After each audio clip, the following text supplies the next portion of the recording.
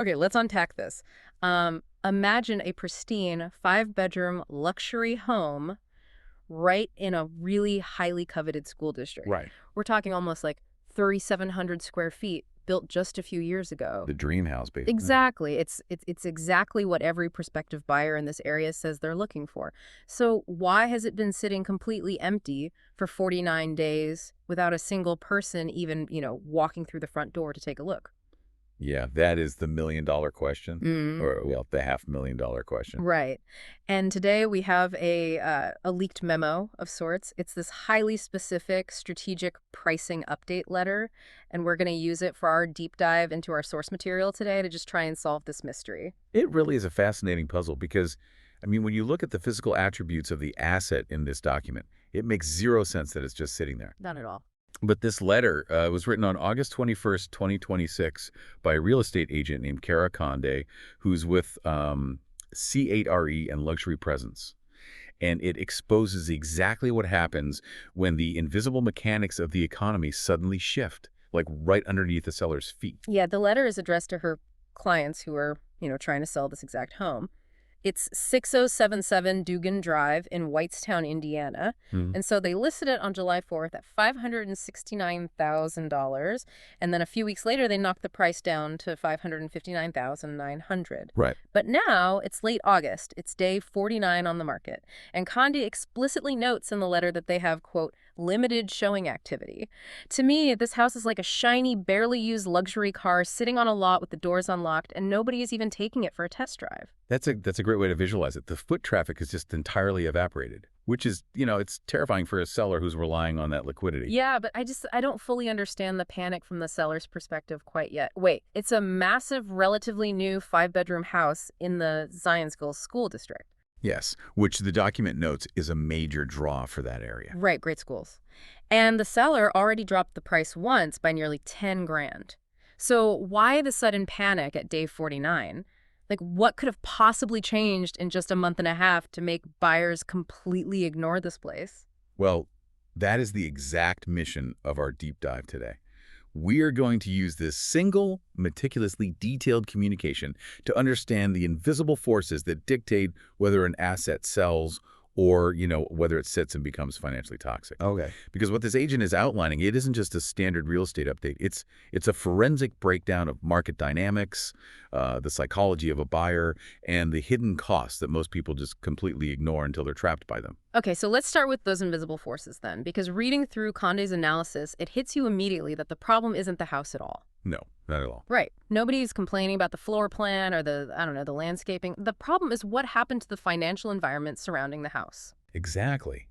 What's fascinating here is how a macroeconomic shift, something dictated by the Federal Reserve and bond markets on a national level, can aggressively and immediately sabotage a single transaction on a quiet suburban street in Indiana. It's wild. The letter points the finger straight at mortgage rates.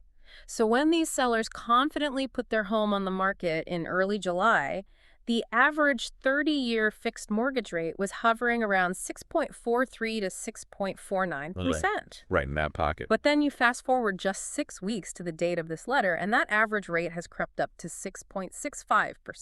Now, to anyone outside the finance sector, that sounds like a rounding error, right? Yeah. We're talking about a jump of roughly 0.2%. Most people wouldn't even bat an eye at that kind of fluctuation. I know I've looked at mortgage calculators where rates fluctuate by that much on like a random Tuesday afternoon and thought nothing of it. But when you really think about the mechanics of a mortgage, it's like, so the physical house hasn't changed a bit, right? Not a single scratch floorboard or leaky roof. But the product the buyer is actually purchasing has fundamentally transformed in just 49 days. Because buyers don't really buy houses. I mean, they do, but they buy financing. Right, they buy the payment. Yes, they buy a monthly payment. So when that interest rate goes up from 6.45 to 6.65%, it acts as this silent, invisible tax on the buyer's future. It shrinks their buying power literally overnight. Wow. And that moderate rate increase fundamentally alters their perception of the property's value. So the current list price literally feels heavier, more burdensome to them than it did in early July. Well, I remember when I was looking for a place, you get so fixated on a specific monthly ceiling. Like say you have a firm budget of $3,000 a month. Sure. If a slight rate hike pushes a house from 2,950 to 3,050, it crosses this weird psychological threshold. Suddenly you're looking for a completely different class of home. It's wild how quickly the math dictates the emotion. And that emotional barrier is exactly why the agent forces her sellers to look at the hard kitchen table math in this letter. Yeah, she doesn't pull punches. She doesn't. No. She moves away from theoretical economics and breaks down the exact monthly payment reality check, assuming, a standard buyer putting 20% down. Here's where it gets really interesting, because the numbers paint just a brutal picture of how leverage shifts. So Yeah. let's walk through her exact breakdown. Let's do it. Let's look at the baseline first. Back in early July, the price was $559,900. Okay. At that original interest rate of roughly 6.45%, the monthly principal and interest payment, the P&I, would have been $2,816. Right. So 2,816, that's the baseline expectation. That's the exact number a buyer touring the home on, say, July 5th was expecting to pay. Right. But now it's late August. The seller hasn't touched the price, so it's still sitting at $559,900. Yep. But the rate is now 6.65%. Because of that macro rate hike, the exact same house now costs a new buyer $2,875 a month. That is nearly $60 more per month, every single month, Jeez. for 30 years. Just because the buyer is touring the house in August instead of July, over the life of the loan, that is a massive penalty. So as a seller, you might look at that stalling foot traffic and think, okay, the market's softened a bit. Let's offer a token reduction to show some goodwill and get people back in the door. A very common instinct. Yeah. So a common strategy would be to drop the price from $559,900 down to $549,900. You're giving up $10,000 of your own equity. That feels like a huge concession. It feels incredibly generous from the seller's side of the table. You think, I just handed the buyer 10 grand, they should be thrilled. Right. But the letter runs the math on that exact token reduction scenario, and it reveals it as just a complete failure. If the seller drops the price to $549,900 at today's 6.65% rate, the new monthly payment drops to $2,824. Which, if you're keeping track, is still $8 more per month than the $2,816 baseline from July. The seller surrendered $10,000 of hard-earned equity, and the buyer still feels like they're getting a worse deal than if they had just bought 6 weeks ago. Exactly. The buyer looks at it and says, "You didn't do me any favors. You didn't even cover the interest rate hike." Yeah.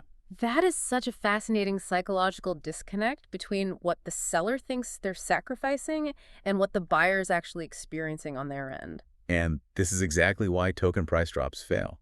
And it actually goes beyond just the monthly payment math, too. Oh, really? Yeah, it's about how modern real estate platforms actually operate. When you drop a price by a marginal amount, say $10,000 on a $500,000 home, it often doesn't even trigger the algorithmic alerts on sites like Zillow or Redfin. Oh, because it doesn't cross a new pricing band. Precisely. Yeah. If someone has their search filter set to a maximum of 550,000, yes, you might just barely squeeze into their feed now. Right. But for the broader market, a tiny percentage drop doesn't trigger those push notifications to buyers' phones saying, major price drop on Dugan Drive. The algorithms just interpret it as background noise. Which totally explains the agent's proposed solution. Kara Condé doesn't recommend a $10,000 cut. She recommends something really aggressive. She tells her clients they need to drop the price decisively down to $539,900. That's a huge cut. That is a massive cut, but she shows the math. At $539,900, even with the higher 6.65% rate, the monthly payment comes down to $2,773. So now you aren't just trying to match the original July baseline, you're actually beating it. The buyer is now saving $43 a month compared to that original July scenario. I have to pause and push back on this, though, because as a homeowner, honestly, this would make my blood boil. I get it. We're talking about dropping the list price by $20,000. From $559,900 to $539,900. Wait, dropping the price by almost $20,000 just to save the buyer $40 a month? That feels like a massive concession for a tiny monthly difference. Is it really worth it? Well, if we connect this to the bigger picture of how markets behave, it becomes clear why that painful concession is absolutely necessary. You can't look at it as giving away $20,000 to save someone $43. Okay, how should I look at it? You have to look at it as buying back your competitive edge. You are paying to reset the psychology of the market. So it's not about the $43. It's about entirely erasing the penalty that the macroeconomy just slapped on your property. Exactly. When buyers are scrolling through listings, and remember, they're usually looking at 5 or 10 homes in the same weekend, they are highly sensitive to momentum and relative value. Yeah, that makes sense. If they see a home with a token reduction, their agent runs the math and realizes, hey, this house is still technically more expensive to carry than this other brand new listing down the street that was priced appropriately for today's higher rates. So you're trying to neutralize that psychological barrier of the rate hike entirely. You have to. A decisive cut to $539,900 restores the affordability the market originally expected. It basically stops the bleeding. And crucially, a drop of that magnitude does trigger the algorithms. Wow. It sends those push notifications.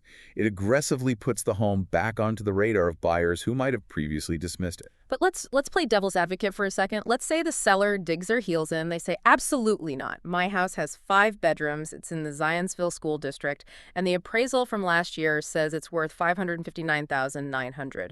I am not eating 20 grand because the Federal Reserve changed a number. Right. What happens when they just ignore the math? That is when they enter what the industry quietly refers to as the danger zone. And Karakandi's letter lays out the consequences of this stubbornness beautifully by pulling specific neighborhood comparables. Yeah, she doesn't hold back. Because those comparables change the entire job description of the real estate agent. It's no longer about marketing the physical house. It's about managing the seller's psychology and mitigating disaster. She brings some serious hyper-local data to back this up. First, she points out this crucial threshold. At 49 days on the market, 6077 Dugan Drive is already sitting above the median days on market for the Westwood Landing subdivision. And that metric, crossing the median days on market, is a lethal psychological threshold. Really? Oh, yeah. When a listing crosses that line, the entire narrative around the property shifts.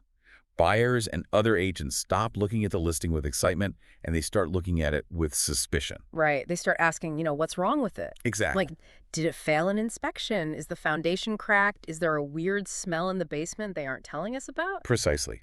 We call it the threat of the steal listing. When a home is fresh on the market, in those first few days or maybe the first week, the seller holds all the leverage. Demand is untested. Buyers feel a sense of urgency. They fear someone else will snatch it up. Yeah, FOMO, basically. Right, FOMO. But once a listing becomes stale, the power dynamic completely flips from the seller to the buyer. It reminds me of how streaming algorithms work. Oh, yeah. Like, if a new movie hits the homepage of a streaming platform and you don't click on it and it just sits there in your recommended feed for 2 months, you unconsciously assume it must be a flop. Yes. It doesn't matter if it's actually an Oscar-winning masterpiece. The longer it sits there unclicked, the more you and the algorithm assume nobody wants it. That is a brilliant analogy. Right. The perceived value degrades simply because of the passage of time. And the agent warns that this newfound buyer leverage results in lowball offers and heavy concession requests. Because they can get away with it. Right. Right. Buyers walk in, they see it's been sitting for 50 or 60 days, and they assume the seller is desperate. They start doing their own mental math. Like, okay, this seller has been paying a mortgage, taxes, and insurance on an empty house for 2 months. Maybe they already bought a new house and are carrying 2 mortgages. Yep. They're bleeding cash. Let's ask for 15% under asking and make them pay our closing costs. Exactly. They smell blood in the water, especially as they head into what Conde refers to in the letter as the slower fall season, when foot traffic naturally dips because the school year has started. Right. Families have already moved. Exactly. Yeah. To prove how dangerous this is, she provides the sellers with a tale of 2 strategies using hard comparables right in their own neighborhood. Let's look at the stubborn seller first. Oh, this is the part of the document that physically hurts to read. She points to a house at 6032 Dugan Drive, literally on the exact same street as the subject property. Yep, same street. It's 5 bedrooms, 3.5 baths, slightly smaller at about 300 square feet. It eventually sold for $566,000. Which, out of context, sounds like a decent price. It does. If you just look at the final recorded sale price, the seller might brag to their friends. But then you look at the days on market column. It took them a punishing 232 days to get that price. 232 days. Ooh. Over 7 months. That's like leaving a carton of milk on the counter for a week and then trying to convince someone it's still fresh because you finally put it on sale. That's a perfect way to describe it. I mean, think about the actual agony of that. 7 months of keeping the house showroom clean at all times. With kids, maybe? And dogs. Leaving the house for every random showing, the endless anxiety of carrying costs, paying utility bills on a house you want to leave, and dealing with this unsold asset just hanging over your head. It is the ultimate cautionary tale of chasing the market downward. When you refuse to price ahead of a shifting market, you end up making tiny reactive cuts over a long period. Always one step behind. Right, you are constantly trailing behind what buyers are willing to pay until you finally capitulate out of sheer exhaustion nearly a year later. Now contrast that agony with the group the agent highlights next, the smart pricers. This is where we see the reward for doing the math early. She brings up 4 nearly identical homes just blocks away on Dodson Lane, Farland Drive, and Doyle Drive. The one that stands out is a massive 5-bedroom on Dodson that sold for $625,000. And how long did that take? It sold in 6 days. Yeah, and another one right down the street sold for $599,000 in just 20 days. In fact, all 4 of the comparables she lists that were priced aggressively to the current market sold in under a month. The contrast couldn't be more stark. The sellers who minimize their own stress, who actually maximize their financial return when you factor in the time value of money and carrying costs, were the ones who priced competitively from day one. Yeah, they didn't mess around. They didn't test the market with aspirational, let's just see what happens pricing. They met the market precisely where it was. So because those neighborhood comparables are so completely brutal, it changes how the real estate agent has to operate. We've dissected the macroeconomy, we've done the math, we've looked at the danger of a stale listing. Now we have to look at the playbook of the professional trying to basically salvage this situation. And this is where the specific expertise of Kara Conde comes into play. The source document notes her credentials. She holds certifications as a negotiation expert and a luxury home marketing specialist. Which means she isn't just someone who sticks a sign in the yard and hopes the MLS does the work. Far from it. She's trained to understand both the analytical game theory side of deal making and the psychological presentation side of high-end property marketing. Right. And her proposal to the seller is a masterstroke because it acknowledges that a price drop alone isn't enough once a listing has become stale. If you just slash the price by $20,000, people might just think, wow, they are really desperate. Right. It might just confirm the buyer's suspicion that something is wrong. Exactly. So she proposes a meaningful price adjustment, specifically paired with a fresh marketing campaign.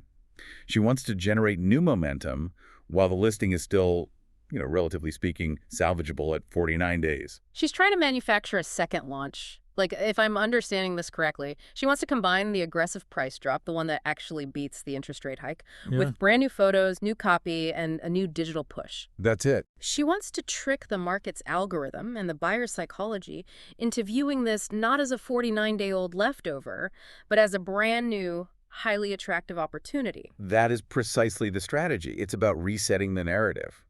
And what stands out in this letter is her core philosophy of radical transparency. She isn't sugarcoating the medicine here. No, not at all. She explicitly tells the clients that her only goal is protecting their best interests and securing the strongest terms the current market allows. Not the market from July 4th. Not the market they wish they were in. The reality of today. So what does this all mean? We spent this time forensically dissecting a single hyper-specific real estate letter from August 2026 about a house in Whitestown, Indiana.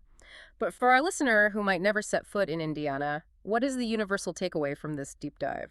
Well, this raises an important question about how human beings evaluate their assets, their worth, and their decisions. The ultimate lesson here completely transcends real estate. Whether you are buying a home, selling a small business, negotiating a starting salary, or even just trying to sell a used car on Facebook Marketplace, you have to price your asset and manage your expectations based on the current market conditions, not the past. You cannot anchor yourself to a reality that no longer exists. Exactly.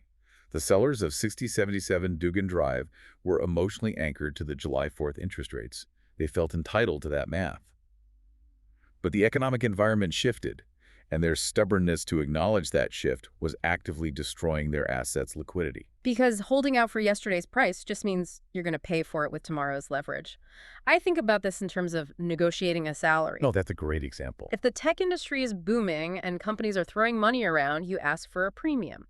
But if the industry is facing massive layoffs and the cost of capital has dried up, and you go into an interview demanding last year's premium salary, well, you aren't going to get the job. No, you won't. You'll just sit on the market. It is the exact same mechanism. If you are selling a business and interest rates rise, the cost of capital for your potential buyer just went up.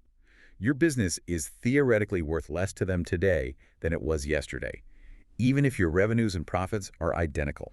Just like the physical house on Dugan Drive didn't change, but the math surrounding it did. Yes, if you refuse to adjust your valuation to reflect the buyer's new reality, your business will sit. It will become stale. Buyers will assume there is something wrong with your books. Yeah, that suspicion creeps in. And eventually, you will sell it for far less and after far more agony than if you had just made a decisive, data-backed adjustment early on. It all comes down to facing the math head on rather than fighting the current of the market. It's a really tough pill to swallow when it involves your own money, but it's the only way to protect your long-term interests. Which, brings us to the end of our deep dive into our source material today. I absolutely love taking these highly specific, almost mundane business documents and pulling out the macro human lessons. It really highlights how interconnected our world is. I mean, a fraction of a percent change in a bond yield on Wall Street trickles all the way down to cause panic at a kitchen table in Indiana. It really does. But before we wrap up completely, I want to leave everyone listening with one final thought to mull over. Throughout this deep dive, we've talked about how we naturally measure the value of a home by its sticker price, that big, bold $500,000 number sitting at the top of the listing. Right. But what Karakandi's letter so brilliantly proves is that the actual transaction, the reality of the deal, is governed almost entirely by the hidden, fluctuating cost of money itself. The interest rate dictates everything. Exactly. It begs a much larger question. In our own lives, what other major investments, life decisions, or negotiations are we completely misjudging right now? Where else are we obsessively staring at the shiny sticker price on the windshield while remaining completely blind to the hidden costs of timing, leverage, and the rapidly shifting environment around us? Thank you for joining us on this deep dive. Keep questioning the sticker price, and we'll catch you next time.